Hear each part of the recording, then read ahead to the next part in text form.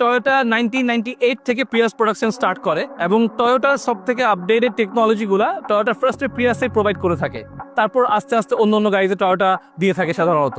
So Prius নিয়ে কথা বলতে গেলে অপশন বলে শেষ করতে পারবো না আমরা।